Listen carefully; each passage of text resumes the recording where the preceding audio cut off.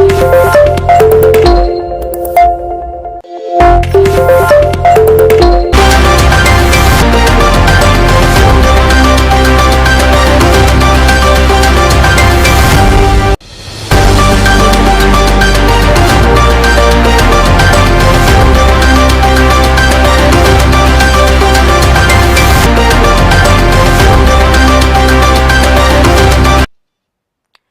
morning and welcome. You're on to Aspheric TV, and this is the morning newspaper briefing. My name is Badagry Deep, and I'm joined by two guests, Fatima Ali, CD, and Dr. Israel. Good morning.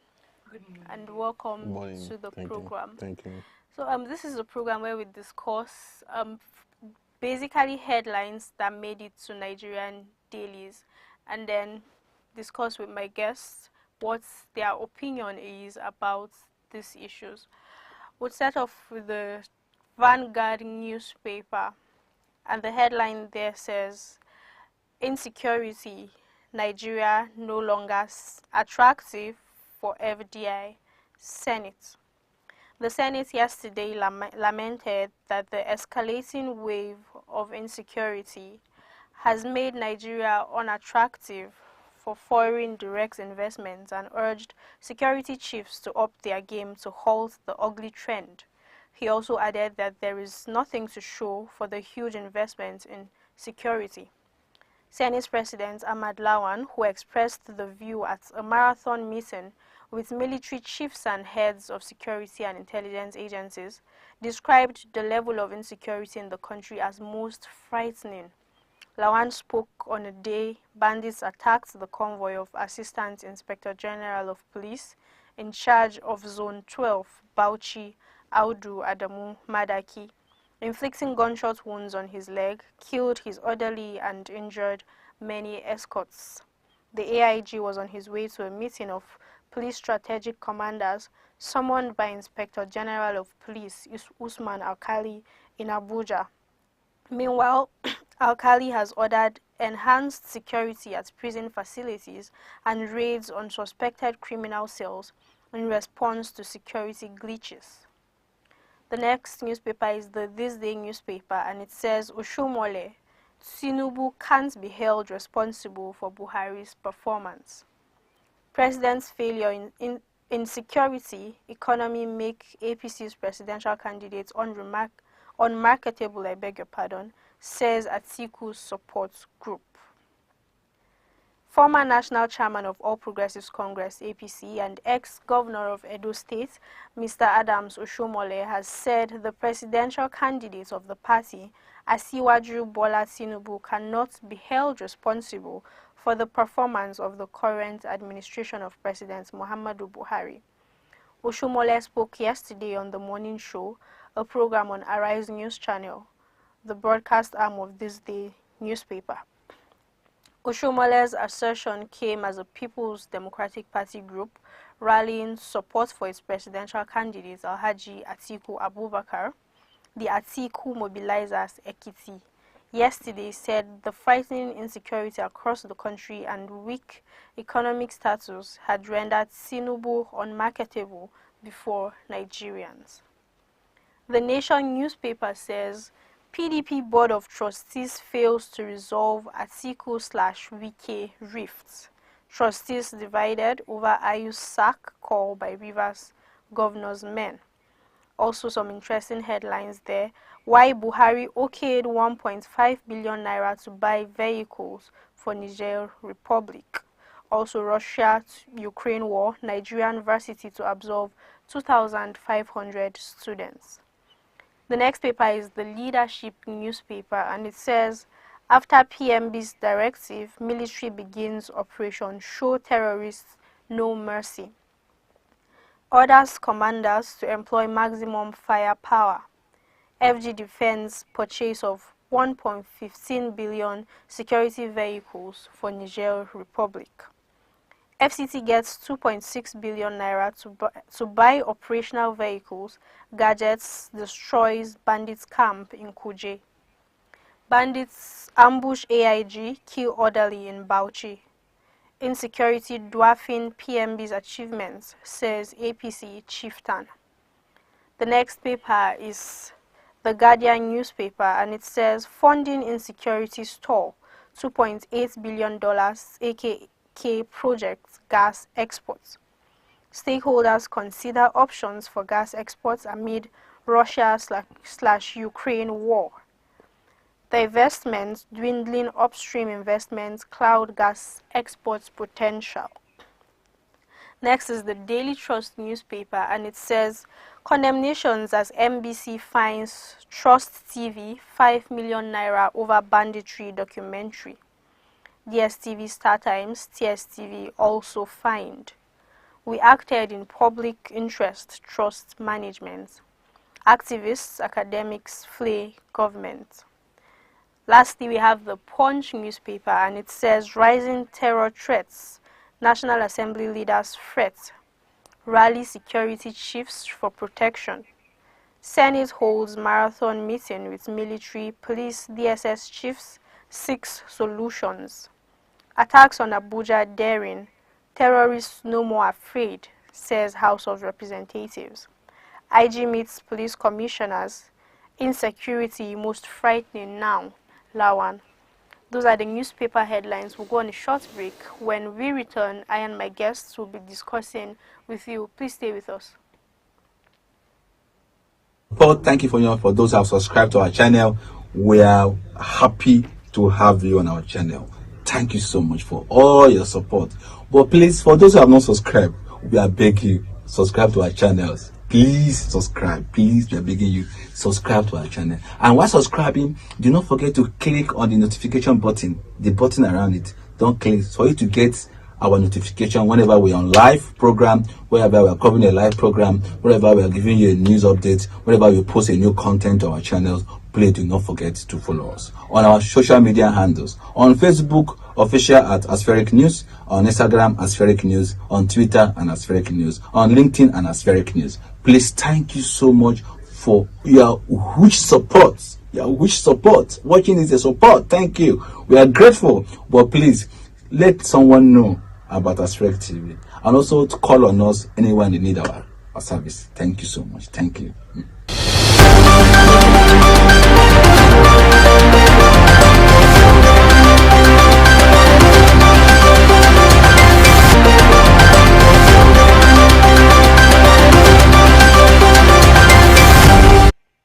Welcome back.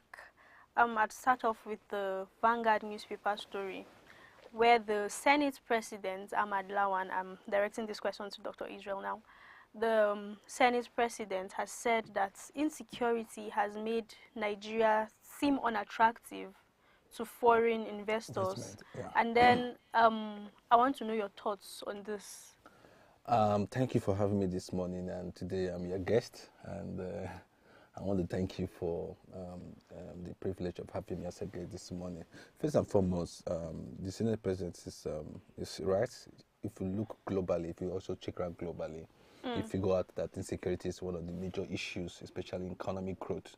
You know, so when there's high rate of insecurity, investors will be afraid to come and invest. There was so much crisis, and I mean, he made this comment during the brief, or let me say, closed a meeting with him and the security chiefs in Abuja. I think what his government is trying to do is to figure out and having a lasting solution to this insecurity, and him crying out as a Senate President and saying that insecurity has made us to lose a lot. Yes, whenever there's a crisis, we must lose our potentials, especially in the global market, because whenever there is a crisis, investors do not want to invest because they believe that the environment is not safe for investment at that point. So I think that's him making that comment. I think also Nigeria have a lot to do. Nigeria have a lot to say, and Nigeria have a lot of.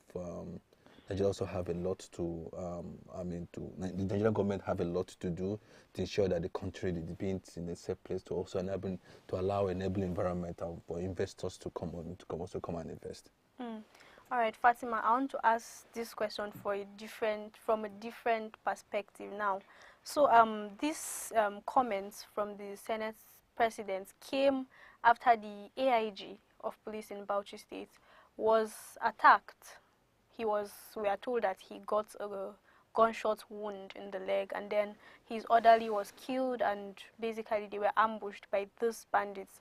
And then it seems to be like these bandits are attacking even the highly placed individuals. Do you think this is coming from a place of fear that, okay, nobody is spared at this point? Everybody can be gotten, and then some of these people are not completely inaccessible. Well, thank you very much for your question, Gift. In my opinion, I think it's coming from a place of fear, because it's only normal that if insecurity is eating a nation, there's a duration of time that even the elites or the highly profiled individuals can be protected. So if this insecurity is beginning to affect the who is who, then we know that insecurity has eaten deep into our country, and we have to stand up now or never. We have seen what has happened to different nations that have let insecurity eat them slowly, and I fear for our dear country that we're heading there. Do you also share the thought that these insecurity issues are kind of like literally chasing investors from Nigeria? I will 100% agree, because I believe the sole aim of investments is for growth. So if nobody wants to invest on a dead soil. No matter how little the investment, everybody is looking out for growth. Nobody wants to be stagnated. But insecurity is something that won't let things progress, because it obstructs from the country's financial state, brings about unrest. Schools have stopped functioning currently. So I think it's a whole lot. It's enough to actually put a country at ransom. All right, moving on, let's talk about politics. Yesterday, we were told the Board of Trustees of the People's Democratic Party met to kind of like salvage the situation in the party. That's the rift between Atiku and then Rivers State Governor Nyesom Wike.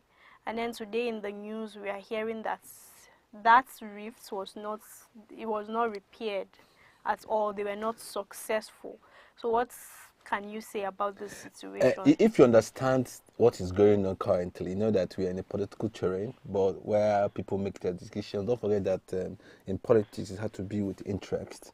So they believe that the current governor of Rivers State, which is Governor Nyesom Wike, has a potential to carry on or to raise funding or to support the PDP, People Democratic Party. For him, looking at the presidential primaries, you know, or like what happened to APC, the both sons of Rivers State, if not that the governors were stepping down to each other, I think they will have claimed the tickets. Do you understand? But, you know, PDP believes so much in him because he has invested so much in the party, and also he has so much to give in the party. And that is why, if you watch, APC governors have visited him so many times, and they're still visiting him. PDP governors have visited him many times. The people are still visiting him. Labour Party presidential aspirants have visited him. So if everybody keeps visiting him, that means there's he has so much to offer. Do you understand? I am not disputing the fact that he's not a Rivers State government, but I think for them, they feel that there's something to get from him. And do not forget that major thing they can get from the party is funding. You have to fund the party. So the Rivers State is juicy. And who claim the ticket, who claim the power from the Rivers State governor has something to give, because it must be very juicy. So why are they discussing further about Wike? Because if, like other states, they will have neglected him. If never important, nobody will have just silent him and all of that. But I think it has all to give for the party, for the PDP, People Democratic Party, especially supporting them through funding.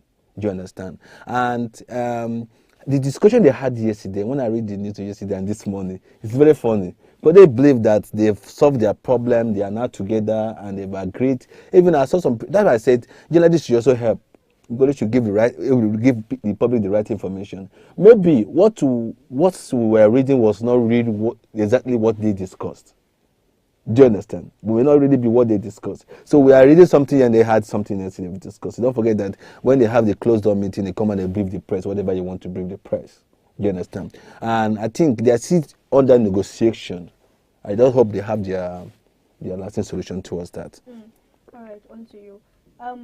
The Board of Trustees of the PDP actually dismissed the demands of Wike's camp, saying it was, according in their words, they said it was unrealistic. So let me just give you like some of the demands.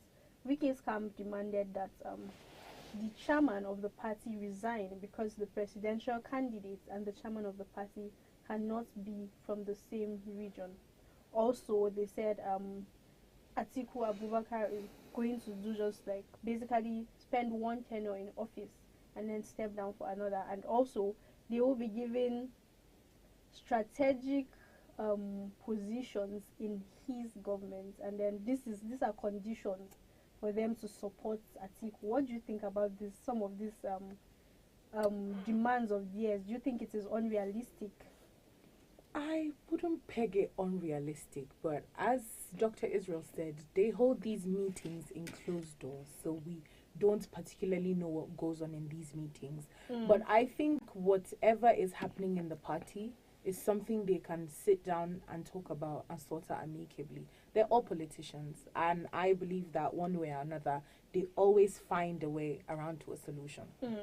But let me take it from there. You know, when you make a demand in politics, it's because you have a right to make a demand in politics. Now, him is saying that the national chairman should resign because the national chairman is from the north. The presidential candidate is from the north. That they should take it back to why they zone the national chairman to the north, because PDP said their presidential candidates must come from the south. The PDP said that presidential candidates must come from the south. That was why they zoned the national chairman to the north. Now, their presidential candidate is now from the north. The national chairman cannot come from the north. They said must resign, and they should appoint someone from the south to claim the ticket of the national chairman. Also, their demand is that they must be in the sensitive key position. You know, this is politics. This is politics. They don't want to lose any opportunity. Do you understand? They need to be in a sensitive position, and that agreement must be spelled out. That's their demand. That's what they're demanding. Don't forget. So are you? No, don't forget when the previous administration, when the 5G governors left the PDP before, they made a demand, which was abide to it. Do you understand me now? Well, some of these demands are actually unrealistic. So it's because no, why is it unrealistic? I'm saying this is what I want. The man said this is what we want. Yeah. How will it be unrealistic? About interest? No, hold on. How will it be unrealistic when you said the national chairman will come from the north and the presidential candidate will come from the south, and at the end of it all, you return the presidential candidate to the north? And remain the national chairman from the north. It's not favorable. I mean, the whole of south, the whole of southwest, the whole of southeast is not anywhere to be found. There's no other permanent position big enough. No. They already have. They already have South and to represent them. Why does it have to be the party chairman? Plus, I think the party chairman has basically a year or so to step down office, and the elections are not even here yet. So what is the point of resigning? No, do not forget, even they read the constitution very well. I've tried to study PDP constitution. I've studied PDP constitution, part of it, but we read the constitution very well. The two candidates will come from the same zone. Well, the two candidates will not come from the same zone. The presidential candidate was elected. He was not selected or appointed into that position. It was a decision from the party. The party members made the decision. So it was elected. No, don't forget that during their tour and the campaign, if you watch very well, he was elected. PDP was insisting for the northern candidate on the PDP chairman. Northern candidate then. So every southerner supported a northern chairmanship candidate because the agreement is that the presidential candidate will come from the south, and that south come from the south. So now, at the place of presidential primaries, they now remove that agreement, and so and hold on, some governors stepped down for His Excellency Atiku Abubakar, and he emerged as the winner. That's a problem. Why? No, two of them. No, hold on now. Two of them cannot come from the same zone. You've established that point, Dr. Israel. Fatima, please my question go to ahead. you now is, what if, because I would say in every society or in every board, there's still another board of directors you don't know about. And like we said, they were in a closed door meeting. That's one. Two, I'm saying that what if behind these closed doors, they sat down, had a meeting, and looked at this northern candidate is the person to bring the win home. It's so most they want suitable. Yes, it's most suitable and has like an 80% or whatever good percentage of chance of winning the election, and they had to re-strategize. Yeah, I mean, it's everything is You done can't for rule the out the party's possibility. interest. Exactly, It's since not everything is being done for the party's interest. So let's move on from that, because I think we've spent a lot of time on that particular issue. So I'm moving on. The MBC has fined Daily Trust, that's Trust TV, 5 million naira over banditry documentary. So there's this video that was trending. It's on YouTube actually, and then I think the Trust TV played it. And the government came out to say they are parading these bandits like they are movie stars or something. And then the MBC, that is Nigerian Broadcasting Commission, has fined them 5 million naira. What do you think about this? Is it wrong to actually play stuff like that? Because I watched this very documentary, and it's not like it is something that is parading these bandits as such. It's more of telling the story, how these things happen, and then how it's basically affecting people. It was based in Zamfara, actually, banditry in Zamfara, and then the Trust TV played it. And I don't see it as a form of promotion per se. So what are your thoughts on this? In my opinion, a lot of media houses are in the bid to actually let the citizens in on what is going on in the country. So whatever... And the NBC is in charge of regulating media and media content that goes out. So there might be somewhere that the NBC feels that there's something in the documentary that doesn't favor the government. And then on the path of the media house, they're here to say, look, this is what's going on. We're trying to show you. So I think... I won't say it was a fair judgment, but I think some other sanction could have been put in place. So you other think than that large sum of money, that fine. All right, and then the Star Times, Trust TV, I think they are on Star Times and also on DSTV. They've also been fined.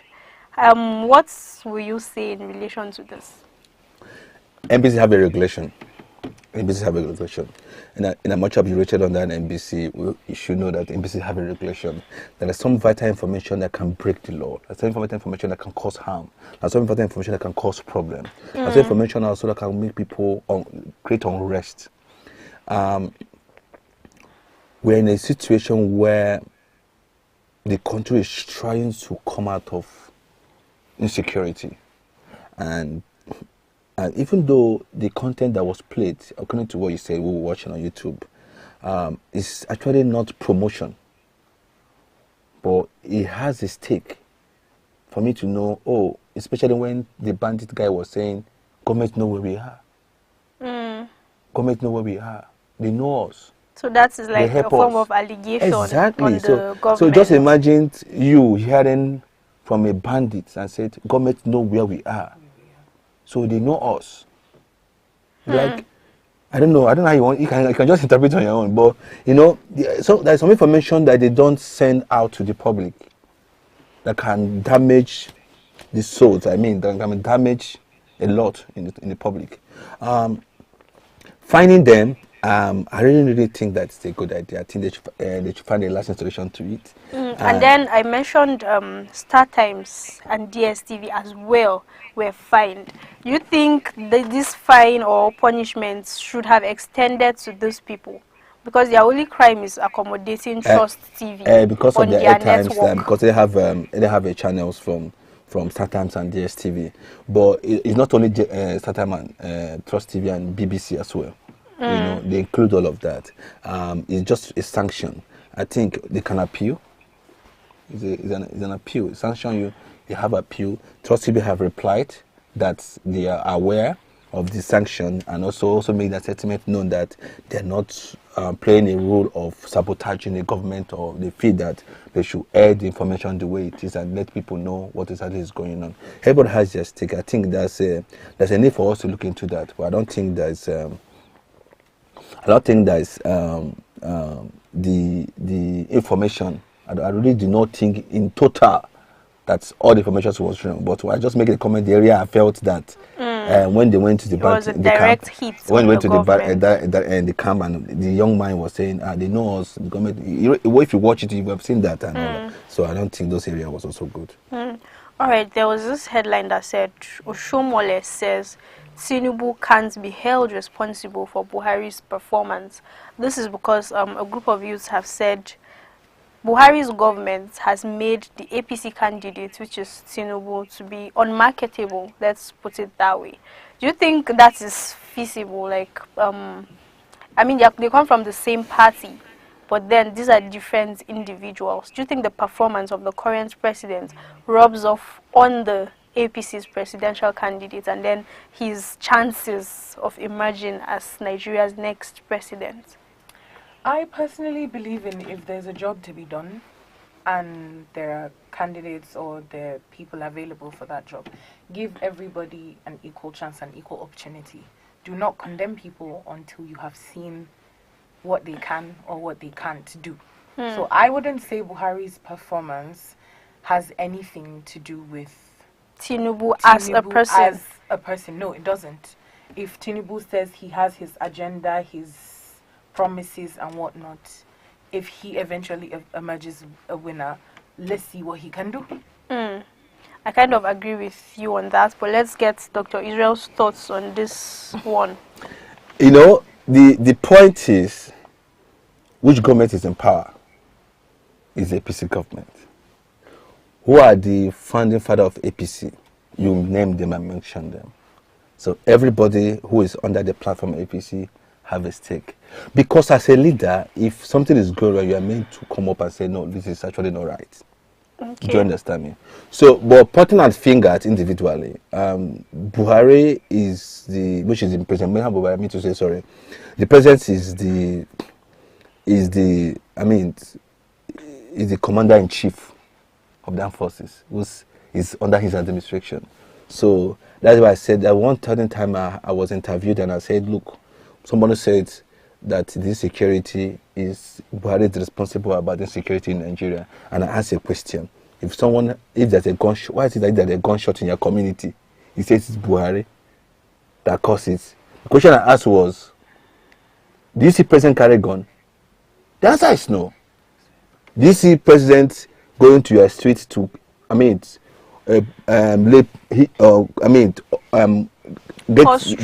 trouble, arms, or protests? The answer is no. Who is responsible for that? It's people in the locality. Who asked them to do that? Someone, I don't know. Just understand it now. So why are we now pointing finger on the president? I'll just make that a reference. You understand? So let me go back to your question. If the chances of Buhari's performance will it affect Tinubu as a person? No. Tinubu as a person, Tinubu is a person. Well, he's the will candidate. Will it affect so APC presidential candidate? Don't forget. You can't take Tinubu out. No, listen to me now. He's a party. Representing the party. Yeah, he's one representing the party. It's not as a person. Now, are you talking about it as a party or as a person? As a person, actually. Representing the party. Because the party, there's a reason why there is someone representing the entire party. Because the whole party cannot come and rule Nigeria. One representative was selected, and that is Tinubu. So, as a person from the APC. It's something we are saying. Like, just try to understand me. He's running under a platform which is APC party. You understand? Now he said if the achievement of the Buhari, if will affect the APC candidate, look at it. How do you campaign? To Nigerians, you will not say Buhari government, you say APC government. Fair enough. APC government. Oh, they are APC government. Do you understand? I'm using Tinubu as a person because that is exactly what Oshomole said. It says Tinubu can't be held responsible for Buhari's performance, not APC. That is why we are stressing on Tinubu as a person, because basically that's what the headline says. As according to what I just told you, Tinubu is an individual. He is not commander-in-chief of the armed forces of Nigeria. Buhari is running his government. Tinubu is not the one to be questioned of the performance of the Nigerian government as of today, until when anybody claim the ticket and be in power. He not command. So when you say party, then you can say, oh, it's the APC administration. That makes sense. You understand me now? There's this other headline that says why Buhari okayed 1.5 billion naira to buy vehicles for Niger Republic. This particular incident has brought about some fours amongst individuals, and they're like, there's a lot happening in Nigeria. We are borrowing money here and there for different things. Insecurity is on the rise. The military is saying that they don't have a lot of equipment and funding to take care of these issues that are happening. Yet we see our president basically donating some amount of money, 1.5 billion naira, to another country. What do you think about this? That is a tough one to crack, because if you look at it from the foreign trade aspect, the president might be justified. But if you look at it from current situations and happenings in the country, that doesn't seem like the president is being sensitive and fair to his people. So, in my opinion, it's a 50-50. Because I won't say that it is every budget signed, like every penny signed on the budget that every Nigerian is aware of. It is not every foreign trade or exchange that occurs that every Nigerian is aware of. So I believe the president will do whatever he can in his power to ensure he does what is good for his people. Dr. Israel, what are your thoughts on this? Oh, okay, that's fine. Because the point is, if you listen to Minister of Finance, she made it clear. He said Nigeria have right to ask questions, but the president have the power to direct. This is ECOWAS law. Don't forget that Nigeria is building railway from Kano to Maradi, which is in Niger. This is, don't forget that some of the insecurity we've had so far, if you read news properly or if you read regularly, they find out that some insecurity activities happen between Nigeria and Niger border, and there must be a partnership, A meeting point for a both partnership countries. between the both countries. And if you said, are all these cars going to be used by Niger government? Answer is no. Don't forget that there are also Nigerian missions in Niger. There's a Nigerian military in Niger to cope this insecurity. Because when you chase these guys from Nigeria, the next place you find them is in Niger. Do you understand? So without a partnership between the both countries, there will be a problem. That is a good point, but then again, people have asked, is that a priority at the moment? The question you Let me ask, give the you- question you ask yourself, is it in the budget, Nigeria 2022 budget? Let me ask No, the you- first question is that, is it in the 2022 budget? Was it approved in the budget by the Senate? Because is it an emergency project? That's how I don't think it's an emergency project. Which is the same thing I'm saying. Yeah, so is if it it's a in the budget, priority? Is it a priority at the priority. moment? Because there's a lot happening. For instance, ASU has been on strike for many months now, and it has the major reason for the strike is money. Is this the right time to be? One of the major reasons for the strike for the ASU, read very well, is money. Another reason is that they don't want to be under TSA. Well, the money is still a major issue. Universities make money. You pay university, they make money. You pay a lot of money in university. Who is paying the money? Why are you paying it to? They say no. Government say no. Pay all this money to the government account. They will refund you, pay you your money. If the university begin to generate their money they are getting to the coffers of the government, the economy will shoot up because you didn't pay. Do you understand? Part of the money is their fee, and they take the money so much from the government. The universities are generating income. Exactly. Does not mean and they said that they said funding by the government. Can they take the money and be independent and leave the government alone? No, it's a different thing. If that was the initial agreement, that they go and be schools, independent. No matter what, schools fall under the government. Schools have to fall under the government. That's what I'm saying. So the other money that generated by the universities are not being accounted for. That is different. So I think that's the university's business. There's a law that says every government agency should fall under TSA. One treasury. That was if you recall when the administration setting they closed so much accounts. Some institution was having 9 to 15 accounts. Some have 40 accounts. How would you address them? We are drifting, so let's come back to the main point. Oh no, you are all drifting us. So because we are beginning to enter ASU, which is a completely different. It's different from what we're talking about. So we're still if you talk about insecurity based on what is happening, like Abuja, I thank God yesterday I read on news they've approved about another 1.something billion or something to acquire security equipment and all that to beef up because it's the capital territory. If Abuja cannot be saved, then the entire country can be saved. So I think the government should pay more attention also to provide enough security to secure our nation.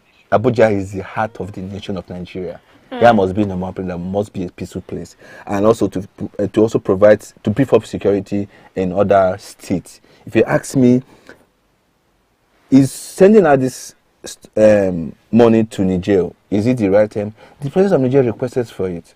He has a reason. He must have a close-up meeting for it. There must be a reason which you don't know. There are things that we will shout and scream that we don't know that have so much impact, like that have so much advantage, to us. For example, when Nigerians signed agreement to doing the motor engine to construct the railway from Kano to Maradi, Nigeria was so upset about it. But do not forget that program was signed 30 years ago. That was 30 years ago. You know, government implement what has been existing. The partnership between Nigeria and Niger has been there before now. And do you understand? Government was so upset, but when you looked at the economy that derived between that Niger border and Nigeria, it's lucrative. It's lucrative. I'm not saying that it's so enough now for you to do that because not because you are weeping, you are angry, you're upset, we have problems and say, oh, we won't achieve our goals. There are goals. Do you understand? The Niger government was in Nigeria. President was in Nigeria recently. Don't forget that. And maybe as part of his visit, he made a special request for that. And asked you, what are your weak points? The president must have asked, I'm having so much insecurity in Nigeria, and I have that some of the crime be committed in Nigeria. Some people come from Niger. How would you tackle it for me? He said, Your Excellency, we don't have enough manpower. Maybe. I'm saying maybe. I'm just suggesting. We don't have enough vehicle. What's your problem? Okay, we're going to partner and support you. Please make sure you tackle this insecurity for us because we want Nigeria to be safe. Well, that is a possibility. And then... Do you understand? So there are things that we don't see that the government discuss and carry out. All right. That's about it for today.